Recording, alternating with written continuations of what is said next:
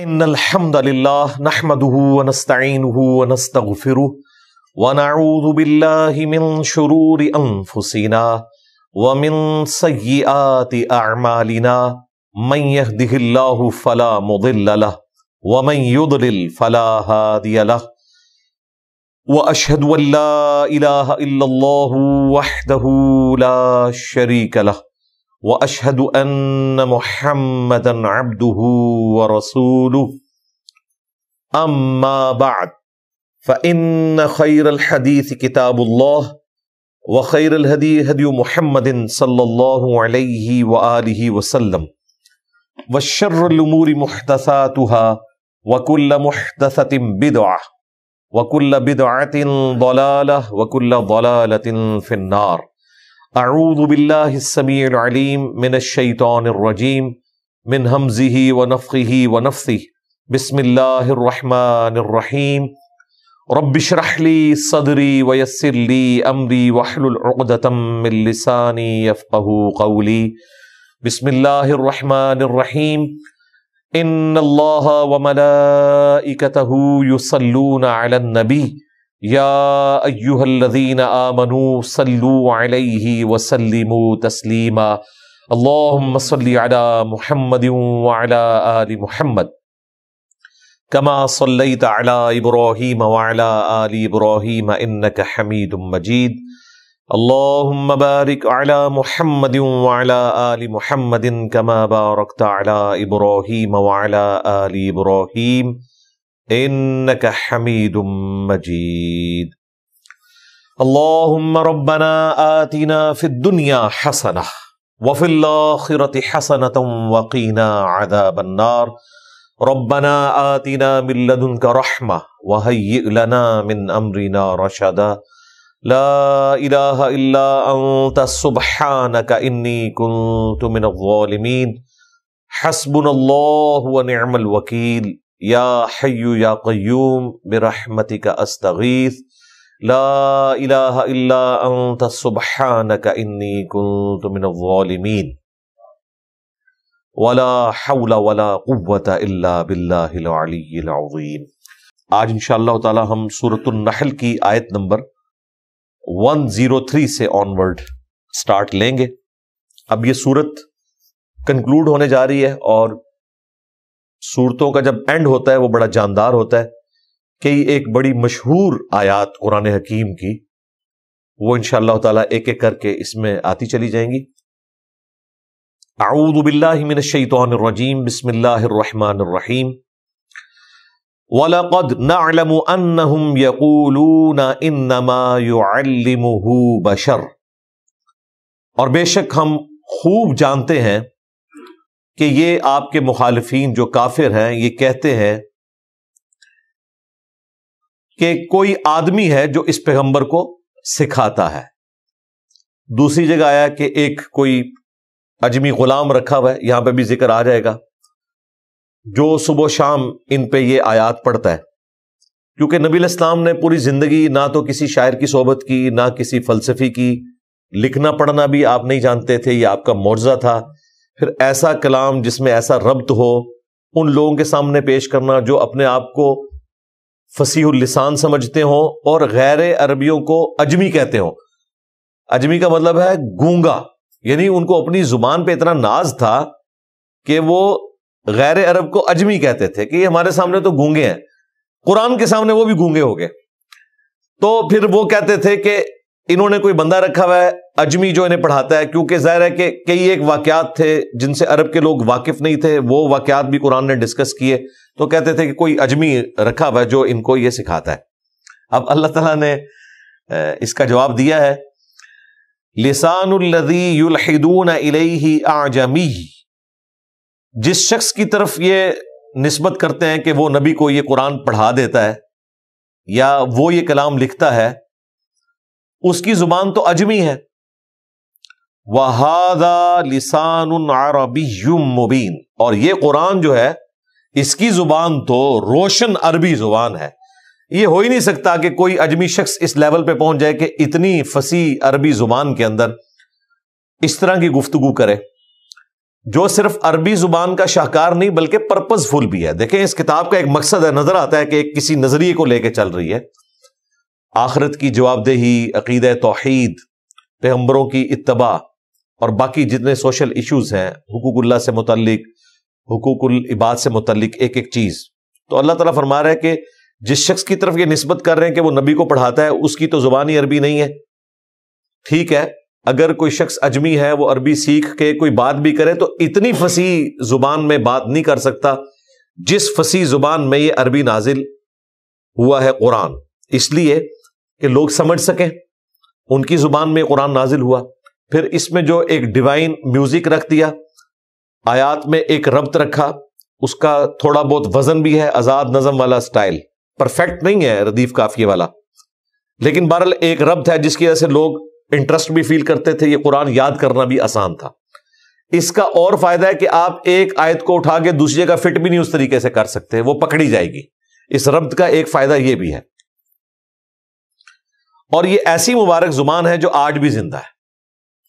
عربی زبان ایک ایسی یونیک زبان ہے کہ قرآن کی برکت سے اللہ تعالیٰ نے اس زبان کو زندہ رکھا ہے. ویسے 100 سال کے اندر ایک زبان دوسری میں ٹرانسفر ہو جاتی ہے, یعنی اس کا نیکسٹ ورژن آ جاتا ہے. ایون آج سے 70-80 سال پہلے یہ فضائل اعمال لکھی گئی ہے, 100 سال نہیں ہوئے. اس میں اردو کے کئی الفاظ ہیں جو آج مستعمل ہی نہیں. آوے گا, جاوے گا, ہم کہتے ہیں آئے گا, جائے گا. ابھی میرے سامنے یہ اعلیٰ حضرت کا ترجمہ رکھا ہے کنز الایمان. اس میں جہاں جہاں لفظ قرون آتا ہے, قومیں, انہوں نے ترجمہ کیا ہے تم سے پہلے کئی سنگتیں ہلاک کر دی. آج ہم ترجمہ کرتے ہیں کئی قومیں ہلاک کر دی, کئی امتیں ہلاک کر دی. انہوں نے ترجمہ کیا ہوا ہے سنگتیں. سنگت کا لفظ استعمال ہوتا ہے لیکن بہت کم, آبسلیٹ ہو چکا ہے. لیکن جو قرآن کی عربی ہے یہ آج بھی اسی طریقے سے ویلڈ ہے. اس کی پریپوزیشنز, الفاظ, یہ ضرور ہوا ہے کہ ووکیبلری میں اضافہ ہوا ہے. ظاہر ہے جو سائنس نے ترقی کی ہے, نئی ٹرمنالوجی سامنے آئی ہیں, نئی ڈسکوریز آئی ہیں, تو ان کے لیے نام تو رکھے جائیں گے نا. ظاہر ہے ایروپلین تو نبی الاسلام کے زمانے میں نہیں تھا, تو اب ایروپلین آیا تو اس کے لیے الفاظ استعمال کیے گئے. ویسے طیارہ کا لفظ اس وقت بھی جعفر طیار کے لیے بولا جاتا تھا, انہیں اللہ تعالیٰ نے 2 پر دیے, لیکن وہ جہاز کے لیے بہرحال وہ نہیں تھا. لیکن آج ہم یہ لفظ اردو زبان میں بھی استعمال کرتے ہیں, عربی زبان کے اندر بھی. تو جو وقت کے ساتھ ساتھ نئی چیزیں سامنے آتی ہیں ان کے لیے ووکیبلری ظاہر ہے ایڈ ہوگی, لیکن جو پرانی چیزیں اسی طریقے سے ہیں, پریپوزیشنز ہوں یا باقی الفاظ ہوں, ان کے الفاظ ویسے ہی استعمال ہو رہے ہیں. مچھلی کے لیے, تلوار کے لیے, ہاتھی کے لیے, شیر کے لیے جو الفاظ استعمال ہو رہے ہیں وہ ویسے ہی ہو رہے ہیں. عربی زبان آج بھی ایک زندہ زبان ہے. قرآن کی برکت سے عربی فریز ہو گئی ہے,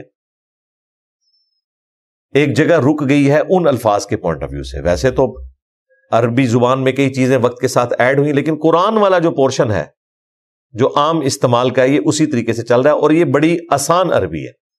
قرآن آپ 3 دفعہ اگر ترجمے سے پڑھ لیں غور و تفکر کر کے پورے قرآن کو, چونکہ ہم اردو زبان جانتے ہیں, اردو زبان میں 40% الفاظ عربی زبان کے ہیں اور آلموسٹ 60% فارسی کے ہیں, یا 55% کہہ لیں, اور 5% انگلش کے الفاظ بھی مستعمل ہو چکے ہیں. گلاس کا لفظ استعمال ہم کرتے ہیں, گلاس تو انگلش کا لفظ ہے لیکن اردو میں بھی اسی طریقے سے استعمال ہوتا ہے, ایون پنجابی میں بھی استعمال ہوتا ہے.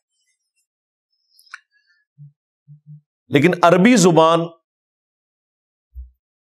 پڑھتے ہوئے جو شخص اردو آلریڈی جانتا ہے اسے آئیڈیا ہوگا کہ اکثر الفاظ اردو میں استعمال ہوتے ہیں, اور اتنی دفعہ ریپیٹیشن ہے ان الفاظ کی قرآن کے اندر کہ آپ کو اندازہ ہو جاتا ہے کہ یہ کیا گفتگو ہو رہی ہے. وہ چند الفاظ ہیں جن کے گرد سارا قرآن گھومتا ہے. مشکل ووکیبلری نہیں ہے قرآن حکیم کی, آسان بھی رکھا اور فصیح عربی زبان میں بھی رکھا, اور ایسی زبان کے قرآن کی برکت سے اب وہ قیامت تک کے لیے فریز ہو گئی ہے. اس میں ایسی تبدیلی نہیں آئے گی کہ کوئی شخص قرآن کے ساتھ دھوکہ کر سکے. اگلے دن ہمارے لائیو سیشن میں ایک بندے نے آ کے سوال کیا کہ جی انجینئر صاحب نے وہ ترجمہ ایک حدیث کا غلط کر دیا ہے. میں نے کہا انجینئر صاحب کو تو ترجمے کی ضرورت ہی نہیں بھائی, آپ وہ عربی کے الفاظ اٹھائیں, Google on line translator available ہے عربی ٹو انگلش, وہ زیادہ بہتر ترجمہ کرتا ہے ایز کمپیئر ٹو عربی ٹو اردو, کیونکہ عربی زبان جو ہے یہ انگلش زبان کے قریب ہے ایز کمپیئر ٹو اردو زبان کے. اردو زبان میں ہی اور شی کا فرق نہیں ہے, لڑکی بھی وہ ہے اور لڑکا بھی وہ ہے. آگے ہم فرق ڈال دیتے ہیں, وہ جاتا ہے وہ جاتی ہے, لیکن عربی زبان کے اندر صیغے مختلف استعمال ہوتے ہیں جس طرح انگلش میں مختلف استعمال ہوتے ہیں.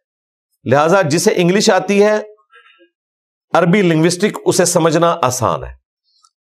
ٹرانسلیشن جب کبھی بھی آپ نے کرنی ہو, بہتر یہ ہے کہ عربی اٹھا کے آپ ڈالیں گوگل ٹرانسلیٹر میں اور دوسری طرف انگلش سلیکٹ کریں تو آپ کو زیادہ آسان ترجمہ آئے گا اگر آپ کو انگریزی آتی ہے. تو میں نے کہا بھائی آپ اس کو ڈالو, ترجمہ دیکھ لو. گوگل تو نہ بریلوی ہے, نہ دیوبندی ہے, نہ اہل حدیث ہے, نہ شیعہ ہے. وہ تو جو بات ہے وہ وہی بات کرے گا. پھر آپ کو پتا چل جائے گا کن لوگوں نے ترجمے میں خامخواہ ڈنڈی مارنے کی کوشش کی. ایسے ڈنڈی مار کوئی نہیں سکتا.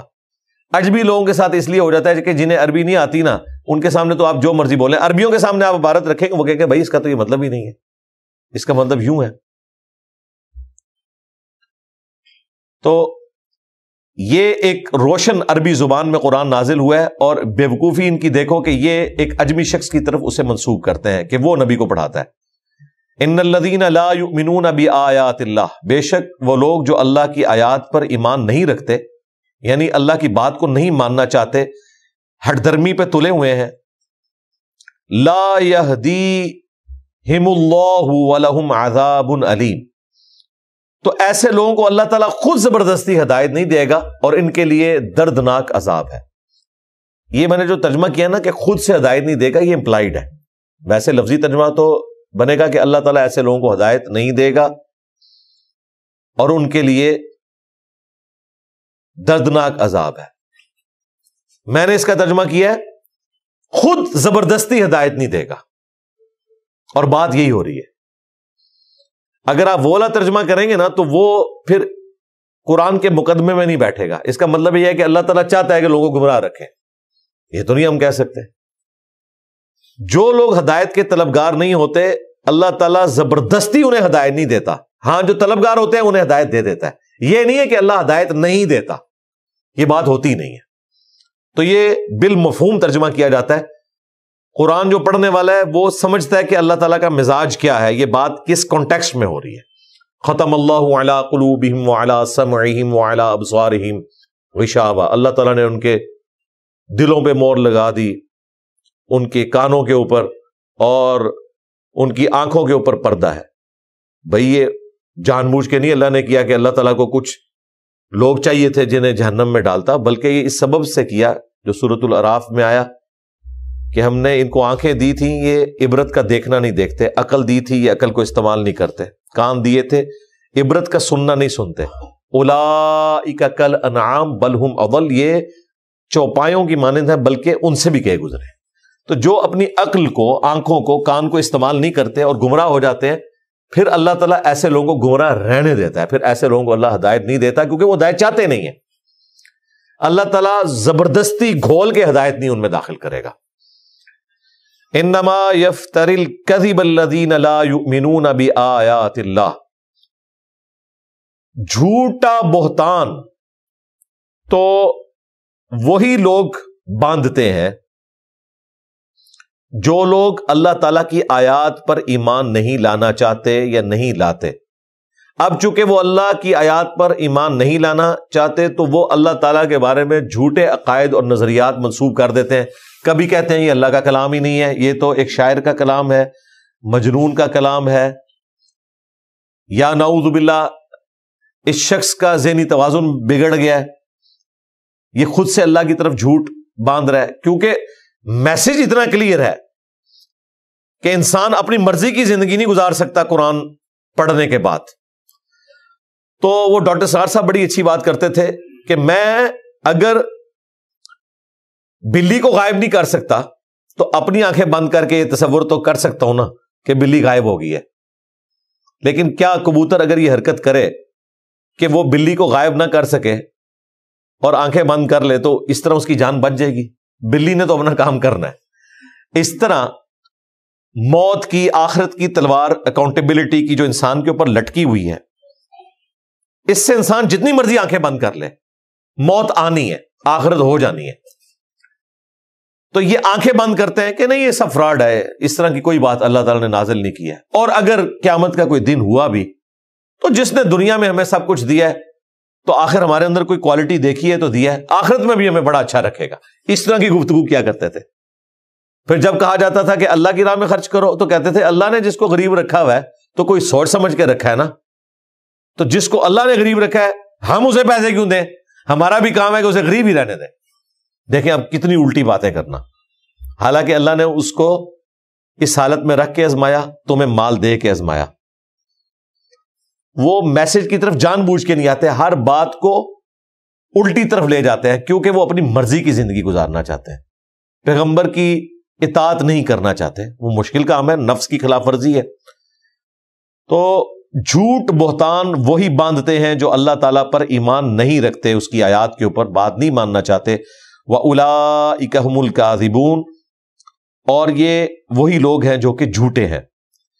اب قرآن حکیم کی بڑی اہم آیت آ رہی ہے، چونکہ یہ سورۃ النحل کنکلوڈ ہو رہی ہے، 3-4 بڑی ڈیسائسو آیات آئیں گی جو بڑی مشہور ہیں پورے قرآن میں، اور مختلف لیکچرز میں انہیں کوٹ بھی کرتا ہوں۔ ان میں سے ایک آیت یہ بھی ہے جو مسلمانوں کے ایک بیسک عقیدے کے طور پر ہے، اور وہ ہے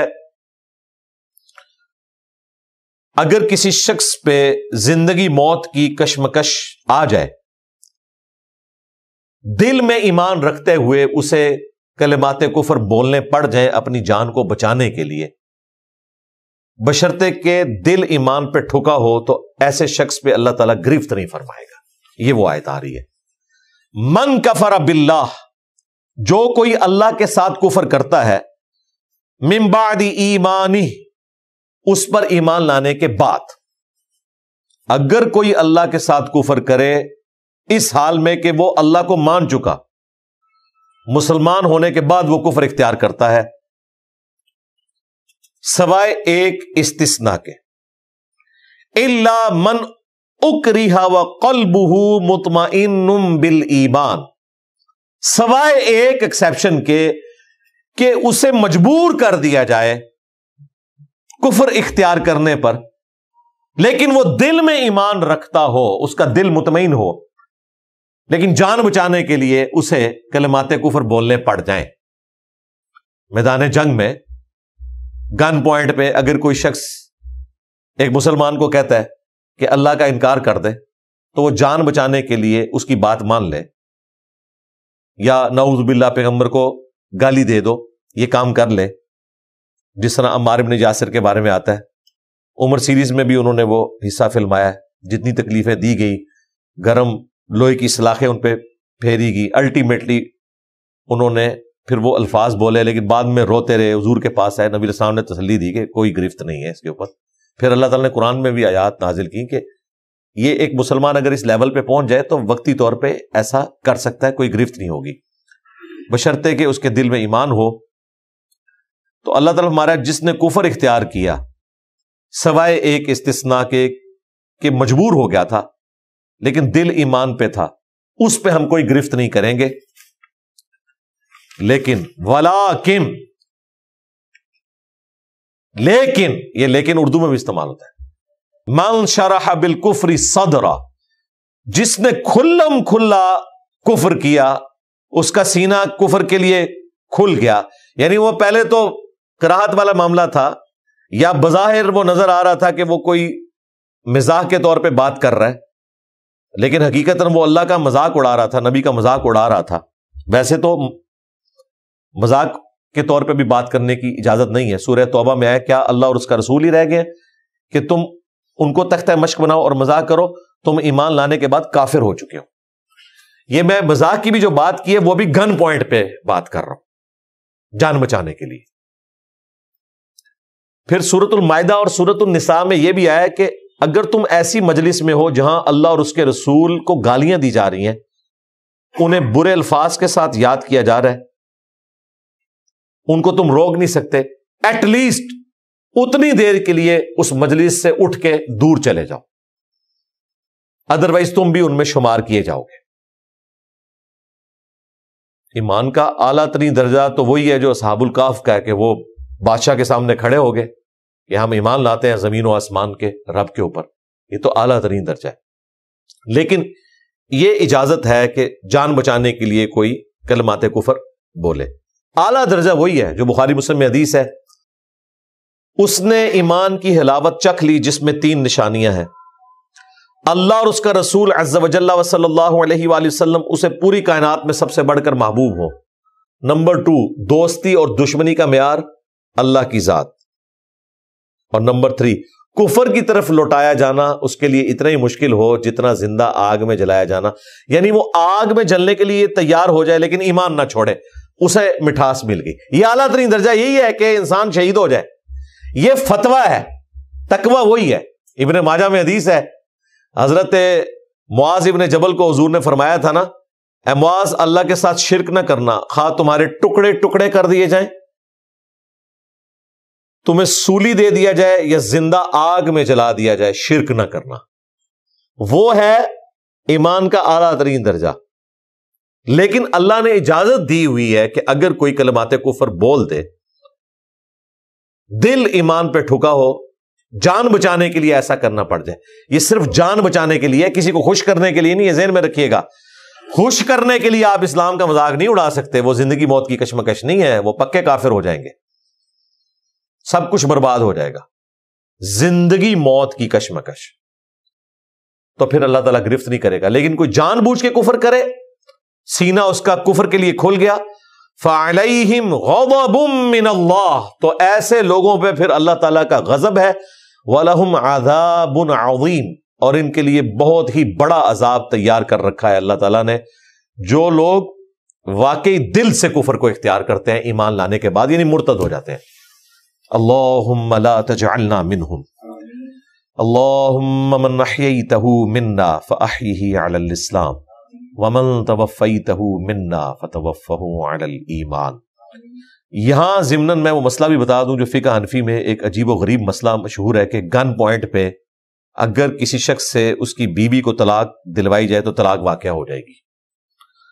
یہ وہ منحوس قسم کا بدعت پہ مبنی فتویٰ ہے جس کی بنیاد کے اوپر پھر حکمرانوں نے لوگوں کے ساتھ وہ ظلم کیے کہ کسی کی بیوی پسند آئی، تلوار کی نوک پہ طلاق دلوا کے خود شادی کر لیتے تھے۔ امام مالک نے پھر اس وقت بنو عباس کے ان مولویوں کی، حکومتی ملاؤں کے فتووں کی اور حکمرانوں کی مخالفت کی، ماریں کھائی کہ ایسا نہیں ہو سکتا کہ گن پوائنٹ کے اوپر آپ کسی سے طلاق دلوائیں تلوار کے زور کے اوپر، اور دلیل اسی آیت سے لی کہ اگر گن پوائنٹ پہ اللہ کا کفر کوئی شخص کر دے، دل ایمان پہ ہو، اس کا ایمان نہیں جاتا، تو ایمان کے مقابلے میں بیوی تو چھوٹی چیز ہے، اگر گن پوائنٹ پہ کسی شخص سے اس کی بیوی کو طلاق دلوائی جائے اور اس کا دل طلاق دینے پہ نہیں ہے تو بھائی اس کی طلاق بھی واقع نہیں ہوگی۔ لیکن یہ ہے زندگی موت کی کشمکش۔ ہمیں اکثر اکیڈمی میں فون آتے ہیں، اور جی ماں باپ کا پریشر تھا جی، اس ٹائم سمجھ ہی کوئی نہیں آئی، میں طلاق دے دی اور کٹی 3 ہی دے دی، تو وہ طلاق ہوگی بھائی، کیونکہ وہ گن پوائنٹ پہ نہیں تھی، ایک سوشل آپ کے اوپر بائنڈنگ کی وجہ سے تھی، وہ کوئی قتل تو نہیں کرنے لگے تھے۔ یہ ایکسیپشن صرف زندگی موت کی کشمکش میں، حرام کھانے کی ایکسیپشن وہ بھی آگے آ جائے گا کہ یہ 4 چیزیں حرام ہیں، لیکن زندگی موت کی کشمکش میں آپ حرام بھی کھا سکتے ہیں۔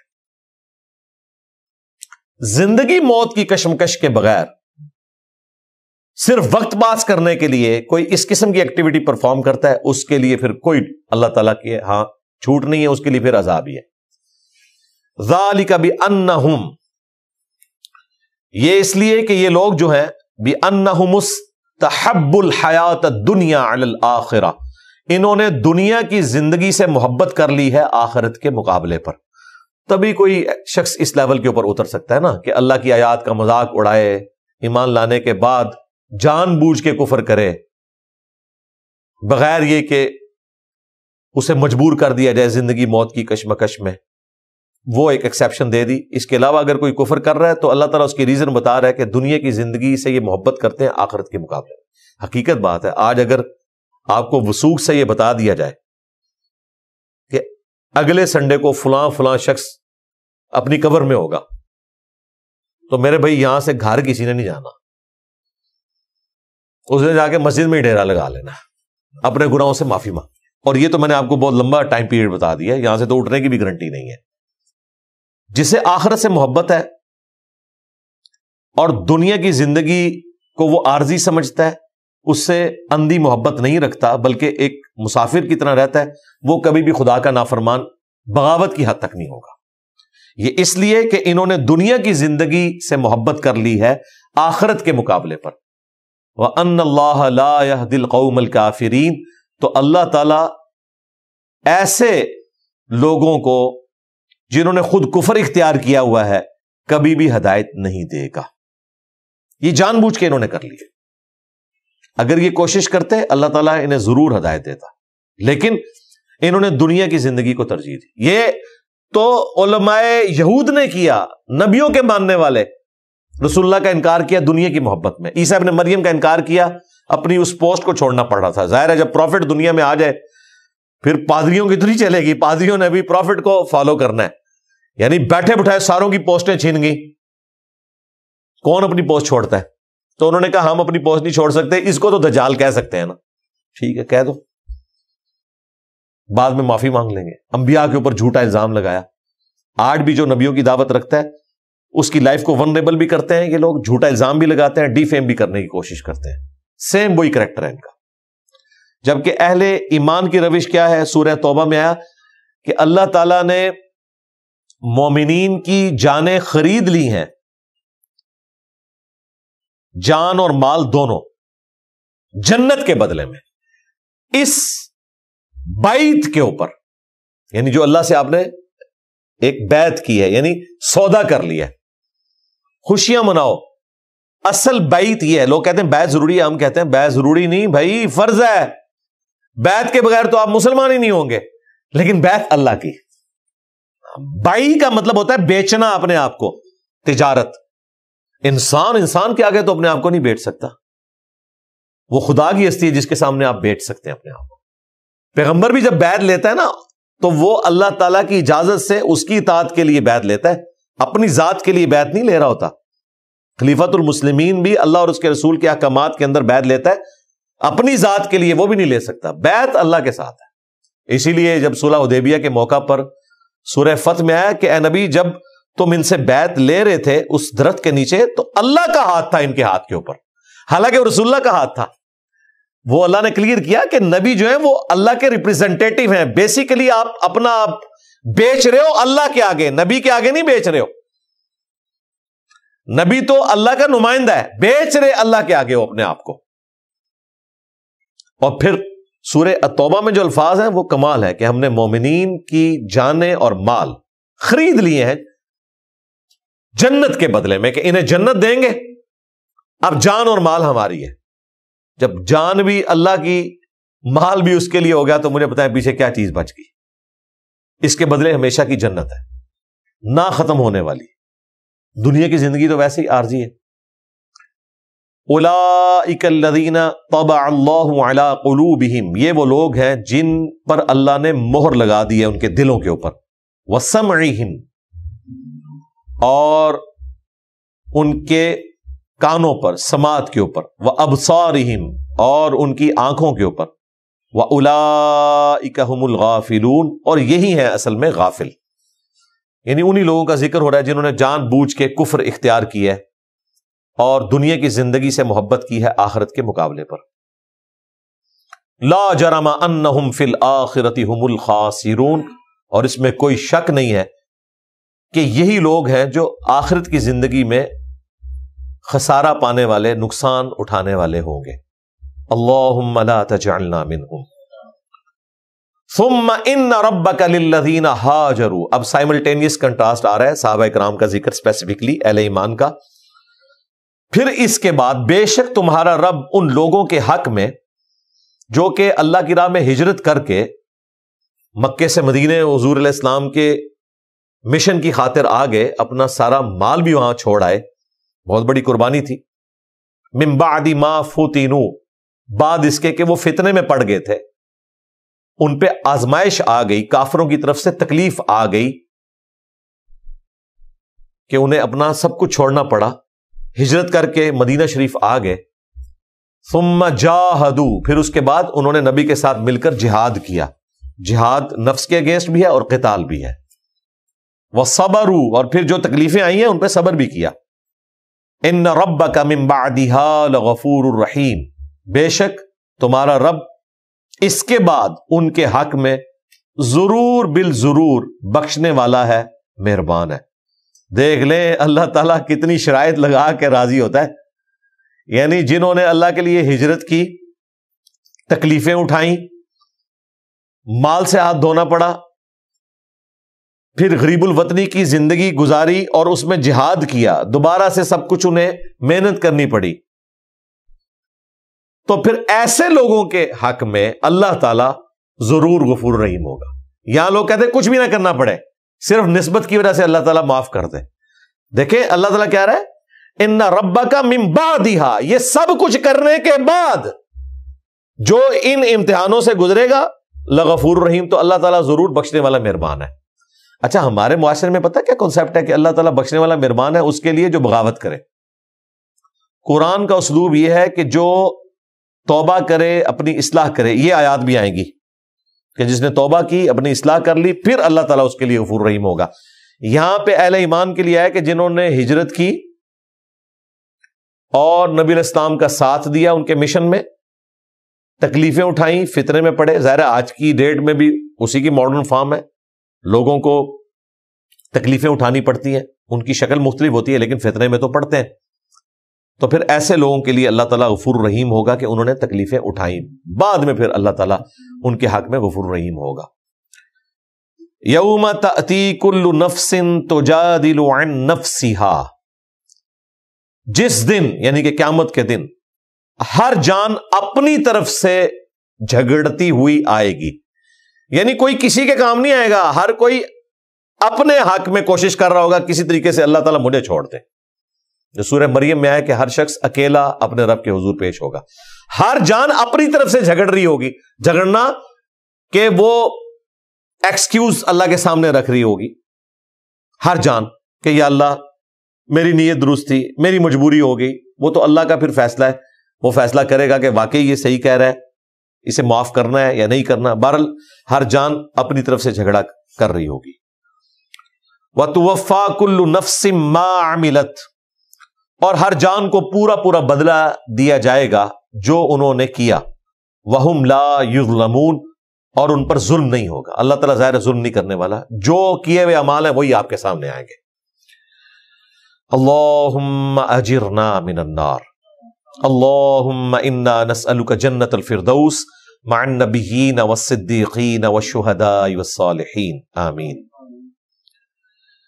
وضرب اللہ مثلا قریۃ کانت آمنہ، اور اللہ تعالیٰ مثال بیان فرماتا ہے ایک ایسی بستی کی جو امن کی حالت میں تھی، آمنۃ مطمئنہ، اور اطمینان سے زندگی گزار رہی تھی، یأتیہا رزقہا رغدا من کل مکان، اور ہر طرف سے جو ان کا رزق ہے وہ کثرت کے ساتھ آ رہا تھا۔ فکفرت، بس اسی حال میں انہوں نے اللہ کی نعمتوں کا کفر کیا، اللہ کا کفر کیا، بِأَنْعُمِ اللَّهِ، اللہ کی نعمتوں کا ناشکری اختیار کی۔ وہ یہ بھی ہو سکتی ہے کہ اللہ تعالیٰ کی نافرمانی شروع کر دی، اور یہ بھی ہو سکتا ہے کہ اللہ کا انکار کر دیا۔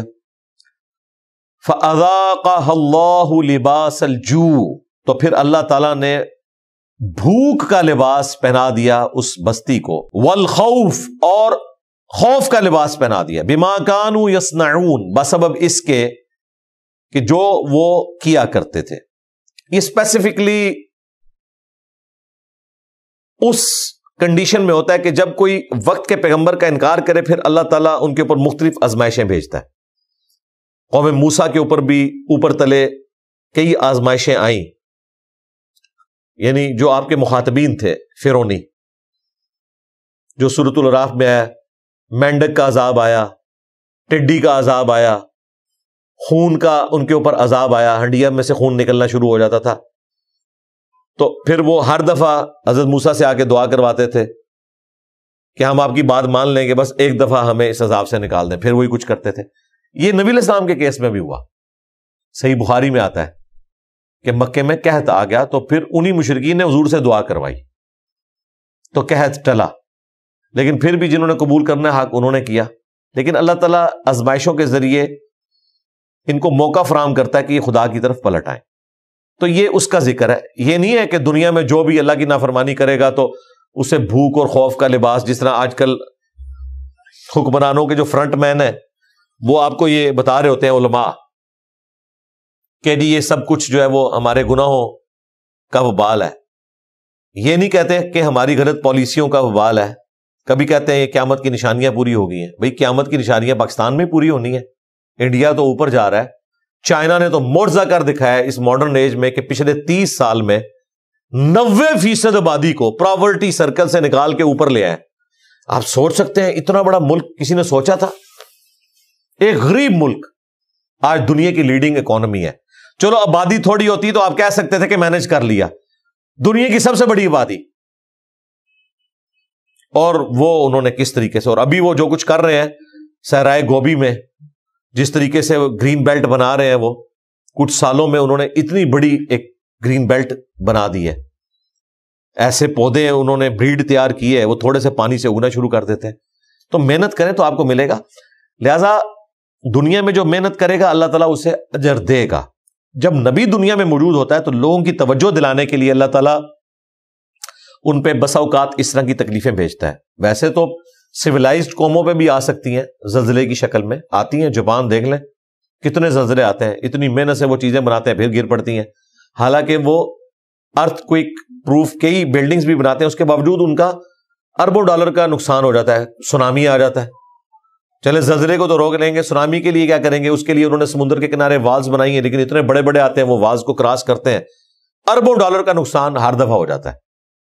ظاہر ہے وہ ہزاروں جزائر کے اوپر مشتمل ہے جاپان. میں سوچتا ہوں کہ اس میں سے 1% بھی اگر یہاں پہ آزمائشیں آئیں تو پاکستان تو ہمیشہ کے لیے ختم ہو جائے. اللہ کا شکر ہے یہاں اس طرح کی آزمائشیں نہیں ہیں، نہ کبھی ٹورنیڈو امریکہ والے ادھر چلتے ہیں. یہاں تو شہر میں ایک جگہ آگ لگ جائے تو پورا شہر مل کے اس آگ کو بجھاتے بجھاتے 24 سے 48 گھنٹے لگا دیتا ہے. اور جہاں آئے دن جنگلات میں آگ لگتی ہے ان کے پاس ٹیکنالوجی ہے، اس کو بجھا لیتے ہیں. تو انہوں نے سب کچھ کیا ہے، اس کے باوجود آزمائشیں آتی ہیں. لیکن اللہ تعالیٰ ان آزمائشوں کے ذریعے بیسیکلی انسانیت کو اپنی طرف متوجہ کرتا ہے کہ لوگ موت کو سیریس لیں اور اللہ کی طرف لوٹ آئیں.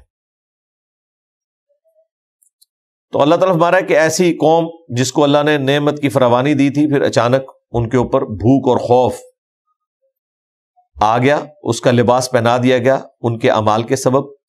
وَلَقَدْ جَاءَهُمْ رَسُولٌ مِّنْهُمْ، اور بے شک ان کے پاس انہی میں سے رسول تشریف لائے. میں نے کہا تھا نا یہ رسولوں کے آتے ہوئے یہ اسپیسیفکلی آزمائش آتی ہے. فَكَذَّبُوهُ، پس انہوں نے جھٹلا دیا اپنے پیغمبروں کو. فَأَخَذَهُمُ الْعَذَابُ وَهُمْ ظَالِمُونَ، پس انہیں آ پکڑا عذاب نے اس حال میں کہ وہ بے انصاف تھے، اپنی جان پہ ظلم کرنے والے تھے.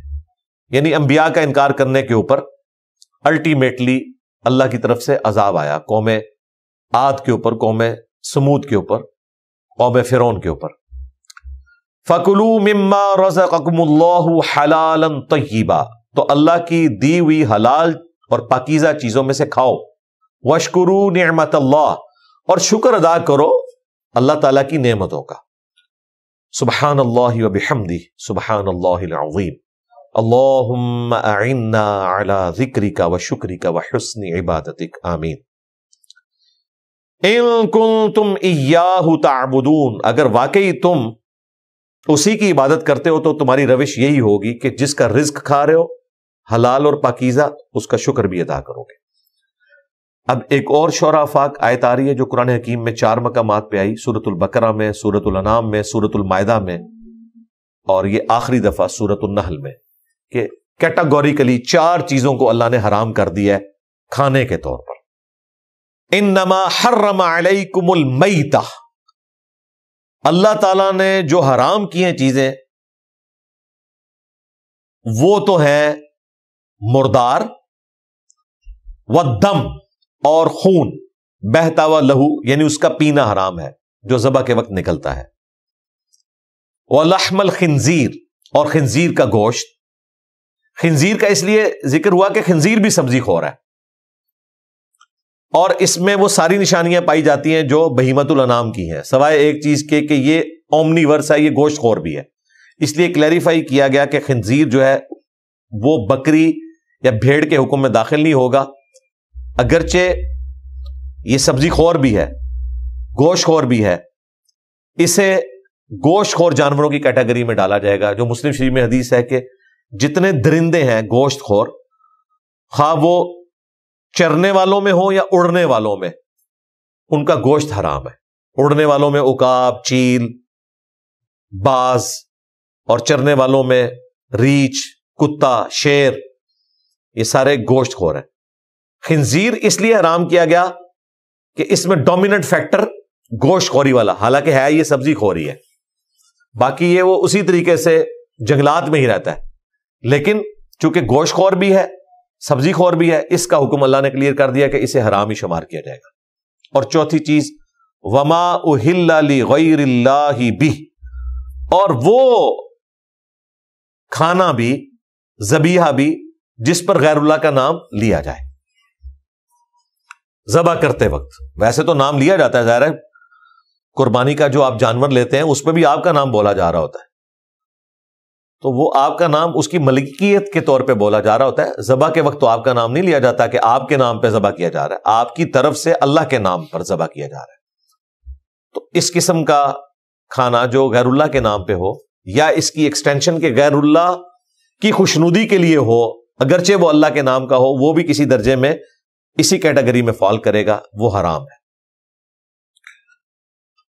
وہ جو ابو داؤد میں حدیث ہے، ایک صحابی نے کہا کہ میں نے مقام بوانا پر اونٹ اللہ کے نام کے نہر کرنے ہیں۔ نبی علیہ السلام نے فرمایا دیکھنا کہیں زمانے جاہلیت میں وہاں کوئی میلہ تو نہیں لگتا تھا، یا کسی زمانے میں بت کی عبادت تو نہیں ہوتی تھی، پرانے زمانے میں، آج بے شک نہیں ہو رہی، لیکن پھر بھی اللہ کے نام کی قربانی وہاں نہیں کرنی، کہیں لوگ مطلب اس کو اس سے نہ ریلیٹ کر لیں۔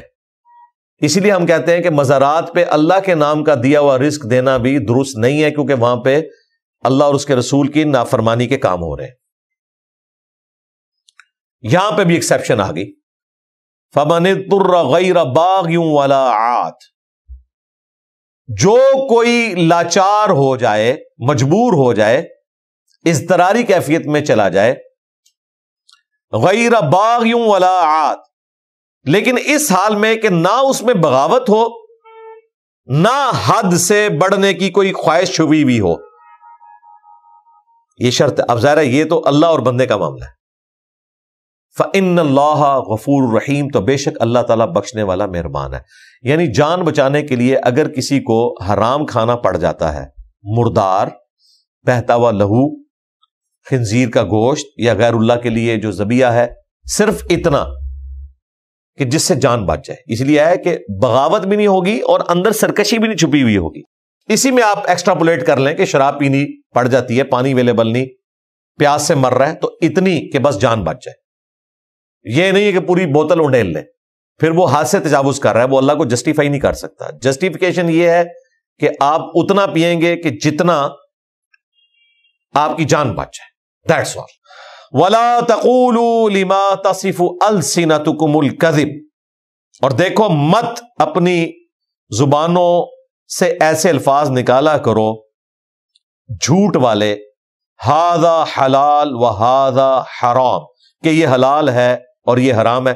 یعنی جب تک تمہارے پاس شریعت کے احکامات نہ ہو، خود سے فتویٰ نہ لگا دیا کرو کہ یہ حلال ہے اور یہ حرام ہے۔ لِتَفْتَرُوا عَلَى اللَّهِ الْكَذِبَ، اس حال میں کہ تم اللہ پر جھوٹ باندھ رہے ہوگے، اللہ نے تو وہ چیز حرام نہیں کی ہوگی اور تم کہو گے حرام ہے، یا وہ چیز اللہ نے حلال نہیں کی ہوگی اور تم کہہ رہے ہوگے کہ یہ حلال ہے۔ دونوں صورتوں میں تم اللہ پر جھوٹ باندھ رہے ہوگے۔ اپنی زبانوں کو کنٹرول میں رکھا کرو۔ ان الذین یفترون علی اللہ الکذب، بے شک وہ لوگ جو کہ جھوٹ باندھتے ہیں اللہ پر، افترا باندھتے ہیں. لا یفلحون, کبھی بھی فلاح نہیں پائیں گے. متاع قلیل, یہ تھوڑا دنیا کا برتنا ہے. وَلَهُمْ عَذَابٌ علیم, پھر اللہ کے ہاں ایسے لوگوں کے لیے دردناک عذاب ہے جو شریعت سازی کرتے ہیں, خود سے حلال اور حرام ٹھہرا دیتے ہیں. ظاہر ہے خود سے حلال اور حرام کہتے ہیں دربار پر حاضری کا سنت طریقہ. قبروں پہ حاضری کا سنت طریقہ تو ہو سکتا ہے, درباروں پہ کون سا؟ 11ویں شریف دینے کا صحیح طریقہ, 11ویں شریف تو آئی بعد میں, اس کا صحیح طریقہ قرآن و سنت سے کہاں سے ثابت ہوگا؟ خود سے چیزیں بنا لی.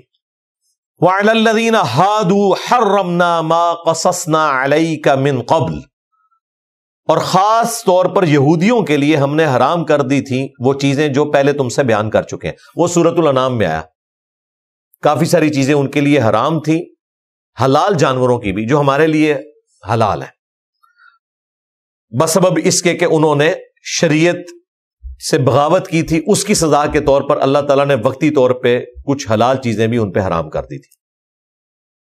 وما ظلمناہم, اور ہم نے ان پر ظلم نہیں کیا. ولیکن کانوا انفسہم یظلمون, بلکہ وہ خود اپنی جانوں کے اوپر ظلم کرنے والے تھے.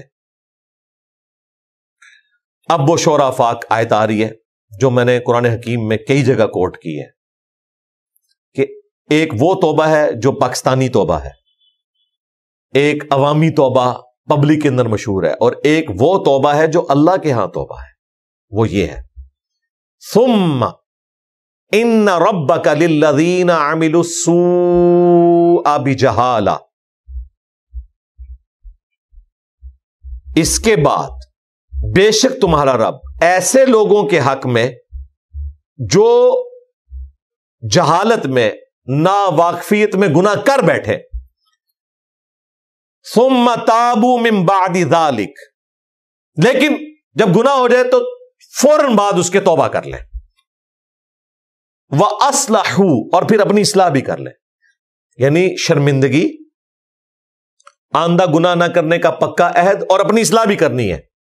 یہ نہیں کہ خالی ٹھیک ہے ابھی کام چلا لو بعد میں پھر وہی کریں گے, اصلاح بھی کرنی ہے. ان ربک, بے شک تیرا رب, من بعدہا لغفور الرحیم, یہ سب کچھ کرنے کے بعد ایسے لوگوں کے حق میں بخشنے والا مہربان ہوگا. یہ ہے قرآنی توبہ, پاکستانی توبہ نہیں, قرآنی توبہ. کہ جو لوگ جہالت میں گناہ کر بیٹھے, اس سے مراد یہ ہے کہ انہوں نے جان بوجھ کے گناہ نہیں کیا, نفس سے مغلوب ہو کے کیا, یا انہیں پتہ نہیں چلا, لغزش ہو گئی, لیکن جیسے ہی توجہ ہوئی توبہ کر لی, توبہ کرنے کے بعد اصلاح کی, تو ایسے لوگوں کے حق میں اللہ تعالیٰ بخشنے والا مہربان ہے. باقی جنہوں نے ڈھٹائی کے ساتھ, پورے دھڑلے کے ساتھ زندگی بغاوت پہ گزاری, اور پھر کہا کہ جو کچھ بھی ہے تیرے محبوب کی امت سے ہے, اور اللہ تعالیٰ جی بڑا بخشنے والا مہربان ہے, تو بھائی اللہ نے تو بتا دیا کہ میں کن لوگوں کے حق میں مہربان ہوں. یہ ہے قرآنی توبہ.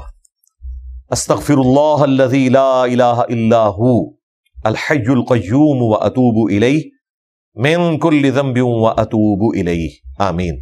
اب میرے بھائیو, جو سورۃ النحل کا آخری رکوع ہے, اسپیسیفکلی سیدنا ابراہیم خلیل اللہ کے حوالے سے بڑی زبردست آیات ہیں اس کے اندر.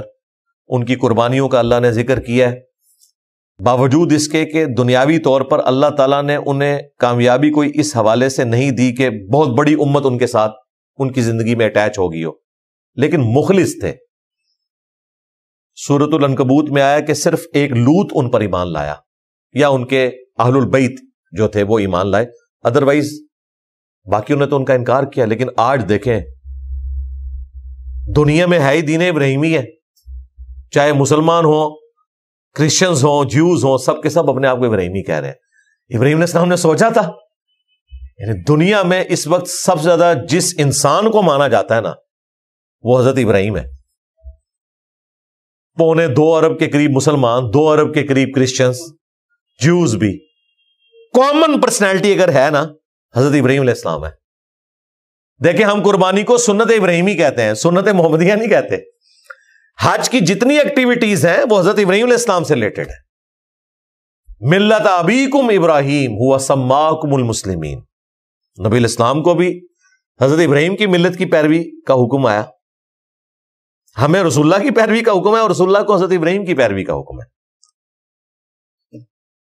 ان ابراہیم کان امۃ قانتا للہ حنیفا، بے شک ابراہیم اکیلے ہی پوری امت تھے، یعنی اکیلے ہی سب پہ بھاری تھے. وہ قانتا للہ حنیفا، اللہ کے تابع فرمان تھے، سب سے ٹوٹ کر اللہ کے ہو گئے تھے، اللہ کی رضا پر راضی رہنے والے تھے.